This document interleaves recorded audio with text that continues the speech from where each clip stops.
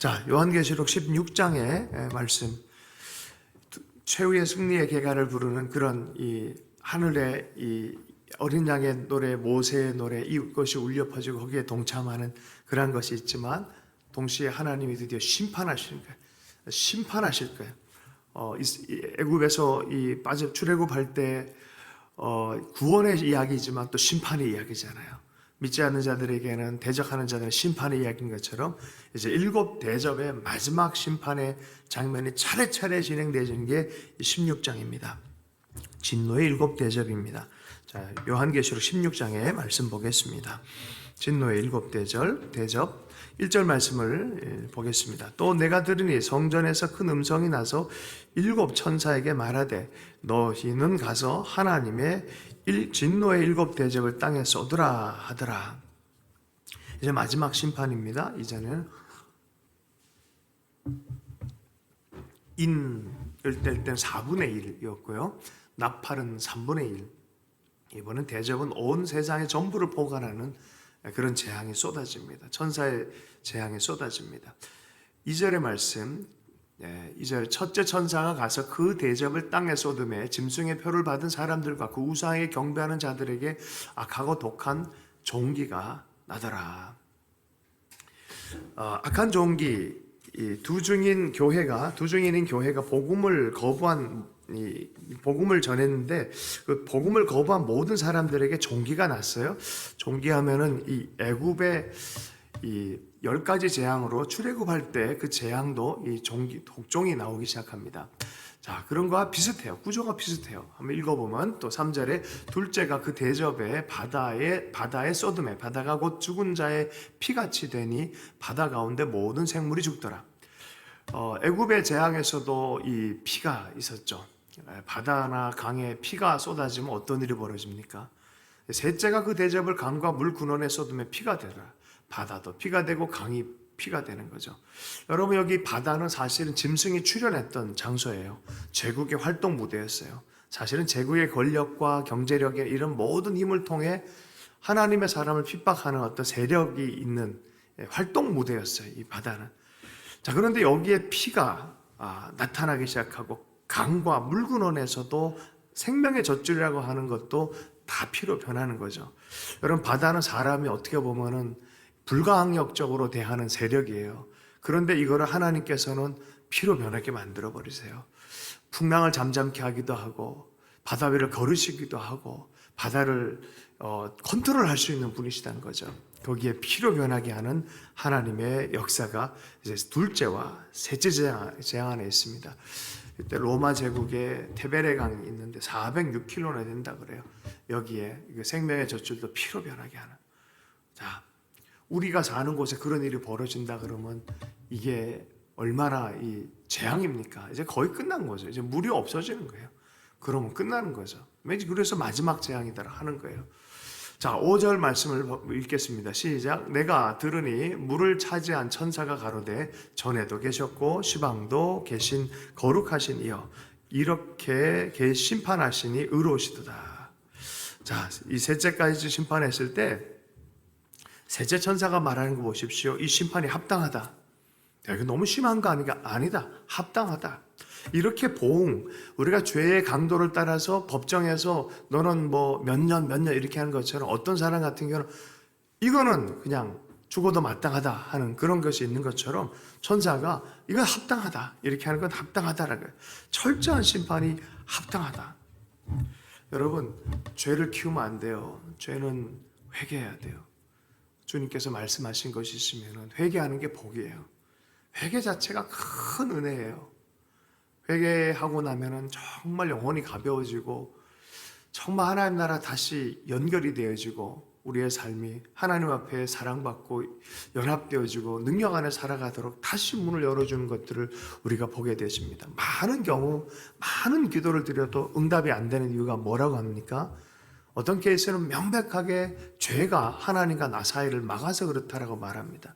그래서 신앙의 어르신들은 늘 그 회개에 대한 얘기를 합니다.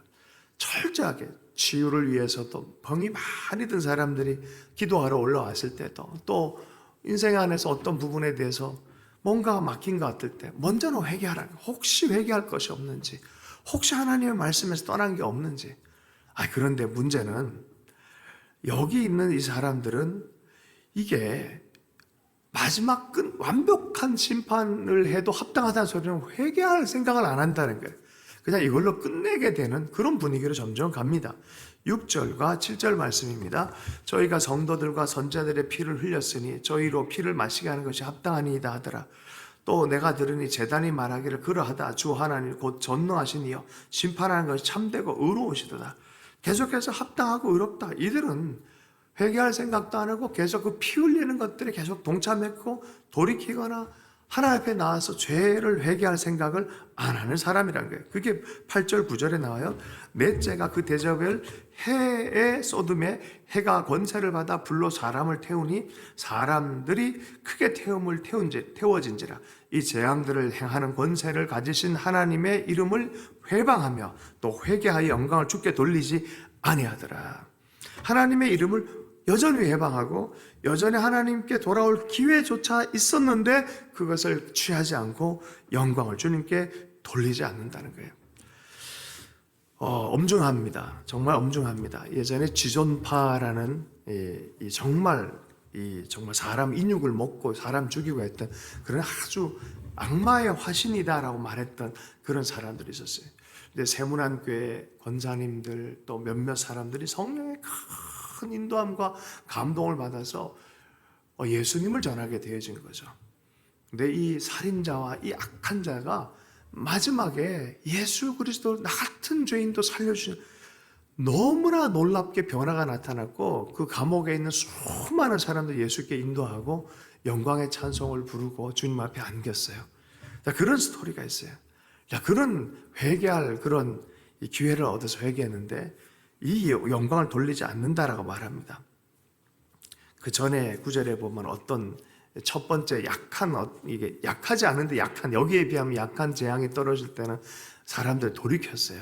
돌이켜서 영광 돌리고 했는데 여기는 돌이키지 않는 시대가 있다는 거죠. 사람들이요, 회개보다는 내가 어쨌니 저쨌니 자기 자존심에 자꾸 목숨을 맵니다. 용서보다는 원망하고 용서치 않은 분노를 계속 간직하고 싶어해요. 나를 어떻게 이렇게 대했나라 식의 그 마음들이 계속 있습니다. 이거는요, 불구덩이 뛰어드는 일이에요. 늘 용서에 대해서 얘기할 때 이런 얘기 있어요. 상대는 이미 다 잊어버리고 발 뻗고 자는데 당한 나라는 분노의식, 그 억울한 의식 때문에 용서치 않은 마음 때문에 자기 속을 지옥처럼 만드는 사람들이 있어요. 여러분, 우리가 딱 보면 알잖아요. 이게 뭔가 불편하다 그러면 잘못을 떠나서 십자가 앞으로 빨리 가십시오. 십자가 앞으로. 예수 그리스도의 죄, 내 속에 있는 마음도 주님이 녹여주시고 어떤 상황에 관해서도 주님의 사랑으로 용서하시는 십자가 앞으로, 그것 외에는 방법이 없습니다. 그곳에 가서 정말 내려놔야 돼요. 속에 든 이 칼을 내려놔야 돼요. 창을 내려놔야 돼요. 그래야 삽니다. 그래야 됩니다. 여러분, 은혜가 임하면 용서 못할 게 없어요. 참 신기한 게 조그마한 거 가지고도 마음이 상해가지고 꽁해지면요 30년 40년을 가요. 어떤 부부가 평생 갈등하며 살았는데, 너무나 큰 갈등하며 살았는데 왜 그랬냐 물어보면은 신혼여행 때 했던 말 때문에 그래요. 아니, 이게 별것도 아닌데 이 말이 평생을 가는 거예요. 아니, 이상하지 않습니까? 왜 그렇게 30년 40년을 이렇게 허비하며 살아갑니까? 사람이 그렇다는 거예요.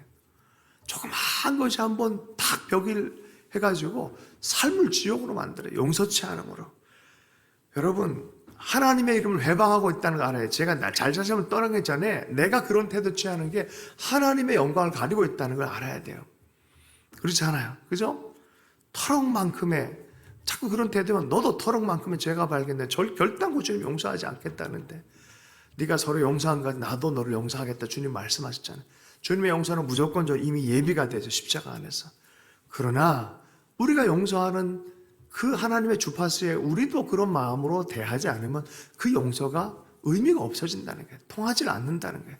제가 늘 하는 얘기지만 은혜의 단비가 내린데 그릇이 딱 엎혀져 있으면 한 모금도 못 마시는 거예요. 무제한의 사랑과 용서의 은혜와 은총이 우리의 삶 안에 있는데 이것을 누리거나 우리를 사용하는 법을 모른다 그러면 우리 역시 재앙으로 들어가고 있다는 걸 알 필요 있습니다. 여러분, 회개가 큰 은혜예요. 1907년 100주년의 이 부흥 100주년의 시즌이잖아요, 지금이. 그때 은혜는 뭐였어요? 회개였어요. 철저한 회개. 그 마음속에 깊은 회개가 나온 거예요. 삶의 태도를 회개한 거였어요. 하나님을 향한 모습, 연약하면 하나님 앞에 어쩔 줄 몰라서 나서 기도하는 것이었어요. 회개가 큰 은혜입니다. 회개가 큰 축복이에요. 회개 자체가 내 마음이 주님 앞에 서는 거죠. 그리고 회개에 합당한 열매를 맺으려고 그렇게 살아가는 것이죠. 운명이 달라집니다. 여러분, 그러므로 우리는 예배하길 기뻐해야 돼요. 어려워도 우리 입술에는 찬송의 열매가 맺혀야 돼요. 여러분, 감사가 축복이에요. 찬송하고 감사하고 또 회개하고. 방지일 목사님 만났을 때 그런 얘기해요. 저는 뭐 이게 참 귀한 분들의 몇 마디가 평생의 교훈이 돼요. 회개 기도는 하면 할수록 많아진다는 거예요. 왜?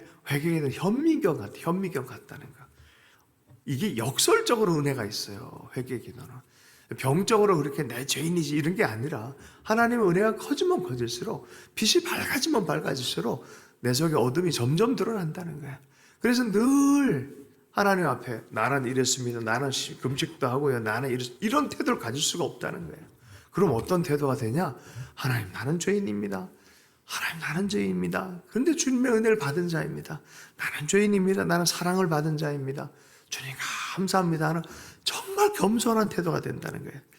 여러분, 이 회개의 기도를 날마다 할 수 있는 여러분 되길 축복합니다. 다른 말로 하면 늘 하나님 앞에 겸손하게 사십시오. 마지막 심판은 그것을 찾아볼 수 없는 대상들이 돼버린 사람들을 보여주고 있어요. 그걸 보여주고 있어요. 10절 말씀을 함께 보겠습니다. 시작.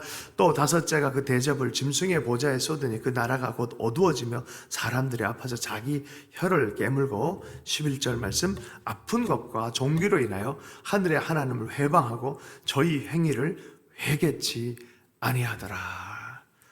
다섯 번째 천사가 대접을 쏟았던 이번에는, 아까까지는 뭐 하늘, 땅, 뭐 이런 자연계에 대해서 재앙이 쏟아졌는데 지금은 제국의 심장부인 그 짐승의 보좌에 아예 타격을 해버리는 거예요. 이 짐승은 옛뱀의 용에 의해서 권위를 부여받았잖아요. 그런 세계를 구축하고 왔잖아요. 거기 중심에 아예 타격을 해버린 거예요. 그랬더니 어둠의 재앙이 나타나요. 여러분, 애굽에서 쳤던 이 장자 재앙의 바로 전이 어둠의 재앙이었어요. 완전한 빛의 부재예요. 은혜의 부재예요. 감사의 부재, 찬송의 부재예요. 하나님의 은총을 구하는 것의 부재예요. 세상의 명예를 쫓고 세상의 것을 힘을 통해 살아갔고 하나님의 생명의 법에 대해서는 전혀 모르는 사람들, 제국의 태양만 믿고 살았던 사람들, 제국의 화려함만 믿고 살았던 사람들, 주님께서 어느 날 그 바벨론의 태양을 어둠 가운데 들어가게 해버리신다는 거죠. 그럴 때 어떻게 할 거예요? 그런데 사람들은요, 처음에 그 종기, 첫 번째 그것 때문에 마음을 꽁하게 해가지고 하나님께 계속 회방하는 거예요. 처음 풀지도 않고 회개할 생각도 안 하고 회개의 기회를 회개할 생각을 안 하고 끝까지 회개치 않고 가더라는 거예요. 이러니 하나님의 심판은 정당하다라고 말할 수밖에 없는 거예요. 마지막으로 갈수록 제국의 사람들, 하나님께 속하지 않은 사람들은 점점점 마음이 강팍해진다는 거예요. 12절 말씀 함께 읽어보겠습니다. 시작. 또 여섯째가 그 대접을 큰 강 유브라데에 쏟음에 강물이 말라서 동방에서 오는 왕들의 길이 예비되라. 자, 이제 여섯 번째 대접이에요. 우리가 일곱 번째 대접 가면 이제 끝나는 거예요. 이제 두루마리의 모든 것들에 대해서 다 끝나는 거예요. 자, 여섯째가 그 대접을 쏟음에 유브라데 강에 쏟아지는데, 유브라데는 우리가 계시록 할 때 배웠잖아요. 처음에 이게 로마 제국과 나바티안의 경계가 되어져요. 항상 이곳은 제국의 경계가 되어졌어요. 바벨론이 고레스가 페르시아가 일어날 때 이 유브라데 마른 강을 건너가지고 바벨론 무너뜨렸듯이 이제 그런 어떤 의미가 있어요. 자, 그런데 이게 말라서 왕들이 오는 게 예비가 되어진다는 거예요. 자, 그럼 보통 이 제국과 또 다른 나라의 싸움 같이 보이는데 요건 좀 분위기가 달라요. 다른 형태가 풀어주는데 13절 14절에 보면은 또 내가 보매 개구리 같은 새 더러운 영이 용의 입과 짐승의 입과 거짓 선자의 입에서 나오니 저희는 귀신의 영이라 이적을 행하여 온 천하 임금들에게 가서 하나님과 전능하신 이의 큰 날에 전쟁을 위하여 그들을 모으더라. 개구리 같은 새 더러운 영이 어디에요? 용의 입, 짐승의 입, 그리고 어디에 있어요? 바다의 짐승이 짐승이고요. 땅의 짐승이 뭐예요? 거짓 선지자예요. 이게. 그래서 이 용의 입, 짐승의 입, 그리고 거짓 선지자의 입, 이 악의 삼위일체라고 합니다. 저희는 귀신의 영이다라고 말해요. 그 귀신, 하나님을 대적하는 마귀적인 세력의 영이 나타나서 온 천하 임금에게 가서 하나님과 전능하신 이의 큰 날의 전쟁을 위하여 그들을 모으더라. 이게 뭔 소리입니까? 하나님과 대적하려고 같이 연합전선을 피려고 오는 거예요. 유브라데 강을 넘어서 싸우려고 오는 게 이렇게 서로 싸우려고 하는 게 아니라 하나님을 대적하려고 모이는 그런 엄청난 일을 꾸미는 일들이 일어난다는 거죠. 귀신의 영이 역사를 해서 이런 일들을 할 것이다. 이게 무슨 전쟁이냐? 성경에 나오는 그 유명한 하루 무기또, 무기또의 산이라는 것이 이게 영어 이게 좀 변천을 거치면서 이게 아마겟돈이 되는 거예요. 아마겟돈, 하루 무기또입니다. 무기또산.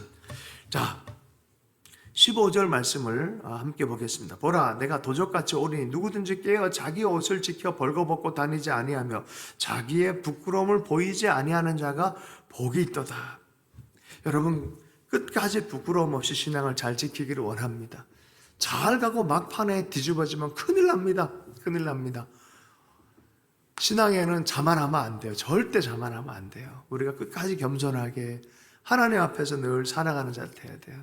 어떤 장로님이 돌아가시면서 마지막 소원이 뭐냐 그랬더니 막걸리 한 잔 마시고 싶다. 그게 소원이었대. 과연 이분은 하나님 얼굴 구하고 삶 전체로 하나님을 집중하고 살아갔을까? 의문이죠. 네. 하나님의 영광을 바라보고 정말 성령의 이끌림 받은 사람일까? 잘 모르겠어요, 솔직히.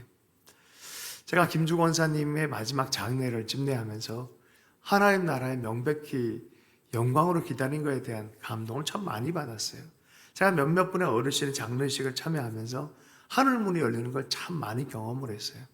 영적으로 정말 하나님의 축복이 있어요. 야, 이거 어떻게 하면 좋겠습니까? 얘기하고 전달해주고 싶은데 그렇게 걸어온 사람만 경험이 되어지도록 해놨는데 이걸 어떻게 합니까?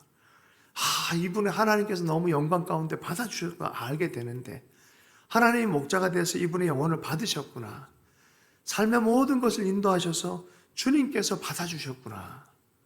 삶을 잘 마무리하셨구나. 죽음이 축복이 되게끔 하면서 하나님의 선물이 돼서 후대 사람들과 같이 지켜보는 모든 사람들에게 하나님 나라가 하늘문이 열리도록 증거의 장막, 하나님의 영광이 보이도록 하는 사람들이 있는 반면에 이게 정말 재앙이 가까이 온 것처럼 느끼게 하는 사람도 있는 거죠. 여러분, 우리의 삶은 어쨌든지 부끄러움 없이 하나님 앞에 깨어서 자기 옷을 지켜야 된다고 말하고 있어요. 깨어 있어서 끝까지 자기 옷을 지키라라고 말합니다. 벌거벗고 다니지 아니하면 자기의 부끄러움 보이지 않는 자가 복이 있도다. 늘 예수 그리스도 안에 주님의 옷을 입고 그리스도로 옷 입으라 그랬잖아요. 그리스도로 옷을 입으라. 주님께서 부끄럽게 하는 나뭇잎으로 지었던 아담과 하와를 가죽옷으로 피를 흘린 동물을 그 가죽을 벗겨서 입혀줬잖아요. 우린 그리스도에서 흘린 피로 말미암아 죄사함을 입고 늘 그리스도로 옷 입고 살아가도록 부름받은 사람, 끝까지 그리스도를 붙들고 그 사랑 안에 살아갈 수 있기를 원합니다. 16절의 말씀에 보면 새 영이 히브리 음으로 아마겟돈을 하는 곳으로 왕들을 모으더라.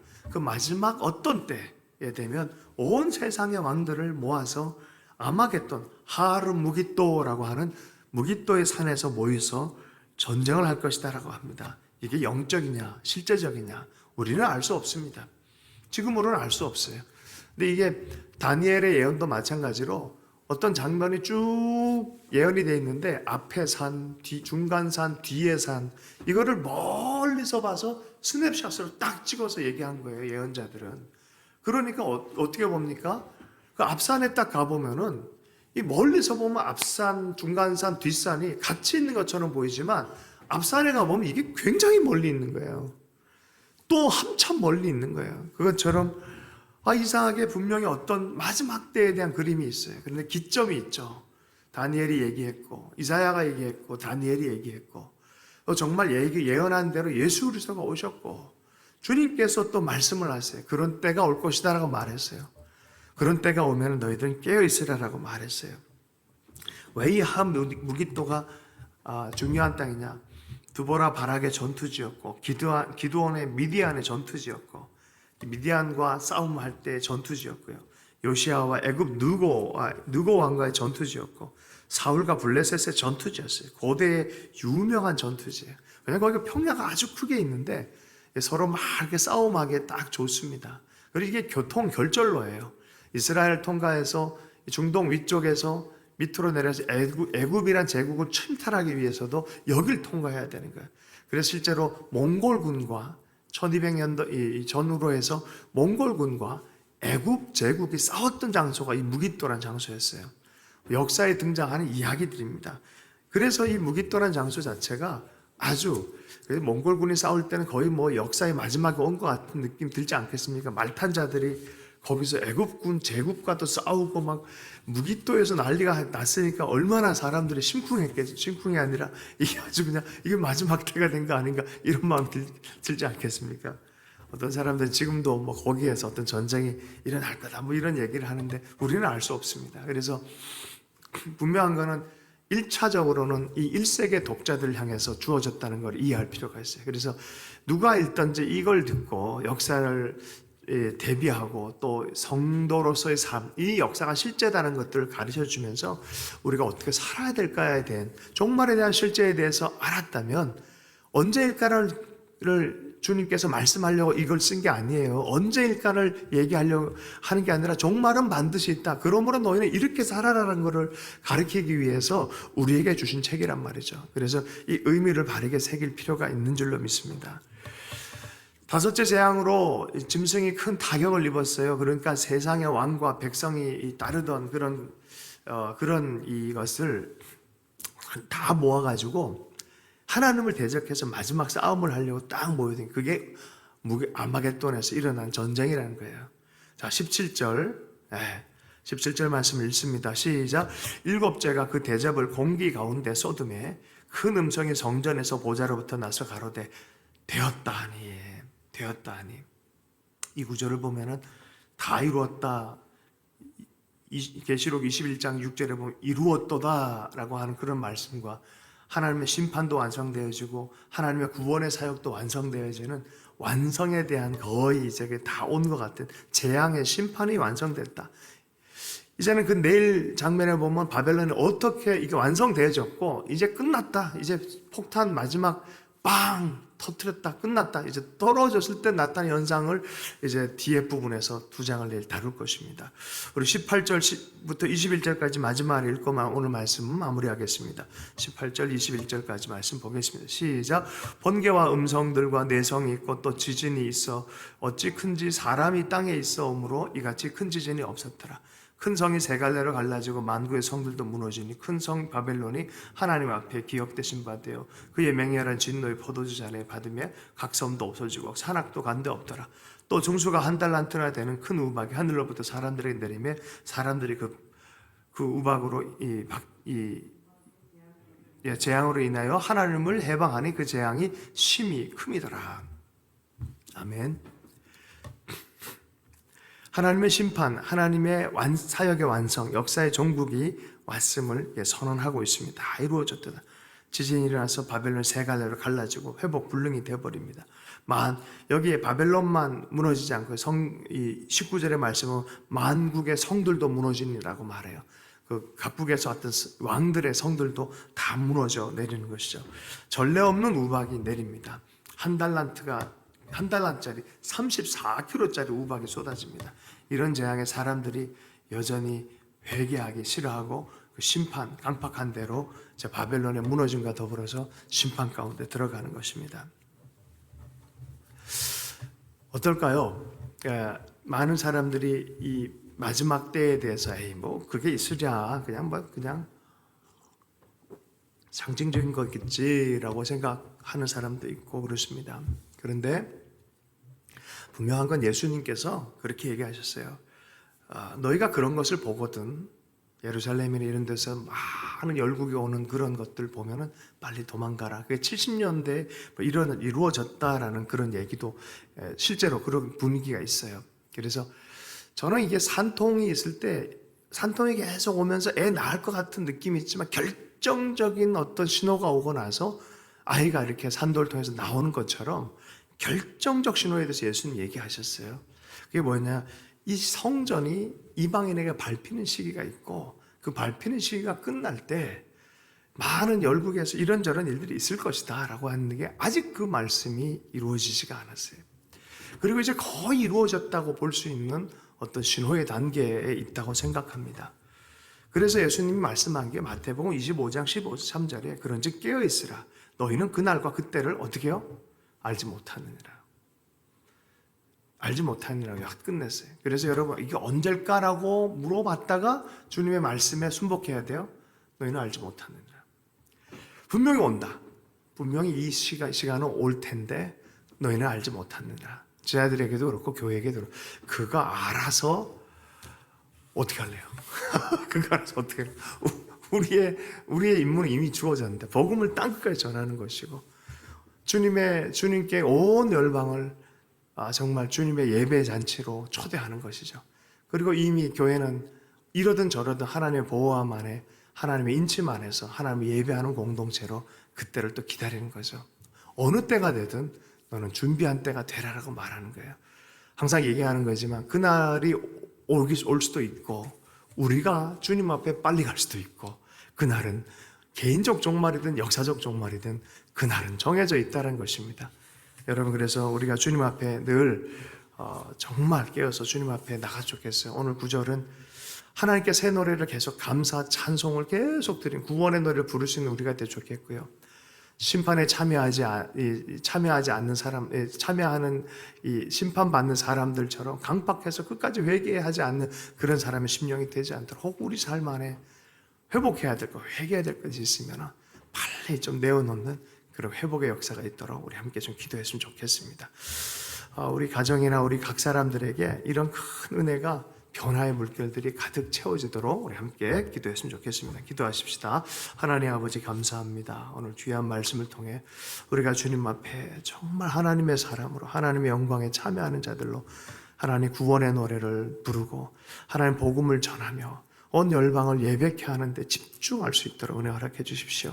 아버지 주의 나라에 집중하게 해주시고 너희는 먼저 그의 나라 그의를 구하라라고 말씀하셨는데 주의 나라에 먼저 집중하게 해주시고 주님의 사람으로 정체성을 힘있게 가지고 이 땅을 살아갈 사명을 가지고 살아갈 수 있도록 역사해 주시기 원합니다. 우리의 정체성의 뿌리가 이 땅이 되지 않기를 원합니다.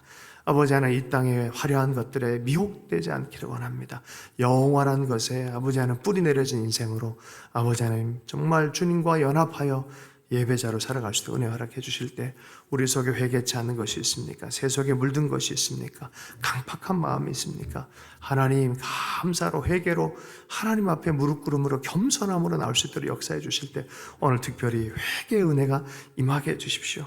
세세하게 우리의 삶을 바라보시며 하나님의 사랑 안에 하나님의 은총과 긍휼 안에 함께 서지 못한 마음이 있다면 십자가를 품지 못하는 마음이 있다면 하나님 다 내려놓고 회개하게 해주셔서 긍휼 안에 다시 한번 회복되는 역사가 있을 수 있도록 회개의 은혜를 허락하여 주시옵소서. 이 시간도 기도하고 나아갈 때 변화의 역사가 있기 원합니다. 우리 한 사람 한 사람 가운데 놀라운 은총이 아버지 머물길 원합니다. 새 노래가 울려 퍼질 수 있기를 원합니다. 오늘 감사와 찬양의 한 날 될 수 있도록 은혜 허락해 주시옵소서. 감사하며 예수님을 축복하며 기도했습니다.